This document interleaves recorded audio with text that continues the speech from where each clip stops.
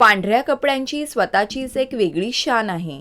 त्यातील साधेपणा आणि आकर्षकता आपल्याला उठून दिसायला लावते. मात्र पांढऱ्या कपड्यांसोबत योग्य स्लीप म्हणजेच इनर निवडणं हे सुद्धा तितकंच महत्त्वाचं आहे.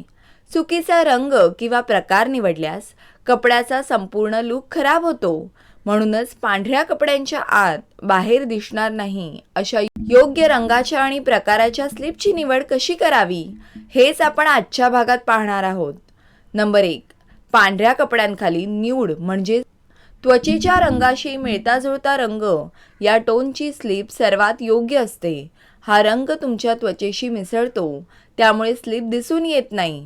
नंबर 2. Light beige. न्यूड टोनपेक्षा थोडासा वेगळा आणि हलका रंग हा रंग पांढऱ्या फॅब्रिकमधून दिसत नाही आणि स्लीप योग्यरित्या मिसळते. नंबर 3. पेस्टल रंग म्हणजेच फिकट गुलाबी, लाईट पीच किंवा हलका पिवळसर हे रंग पांढऱ्या कपड्यांच्या आत छान मिक्स होतात, परंतु हे रंग खूप फिकट असतील याची खात्री करा. नंबर 4.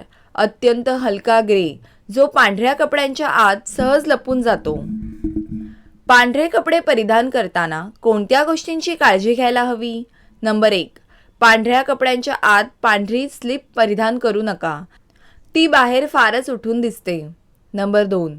काळा रंग, गडद लाल, गडद गुलाबी किंवा इतर गडद रंगाच्या स्लीप पांढऱ्या कपड्यांच्या खाली घालू नका, कारण ते अधिक ठळकपणे दिसतात.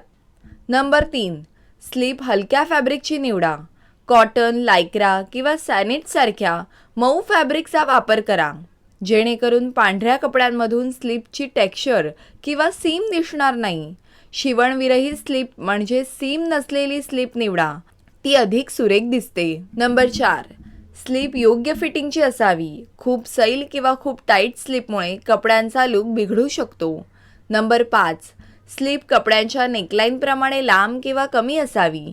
डीप नेक असल्यास तशी स्लीप निवडा. नंबर 6.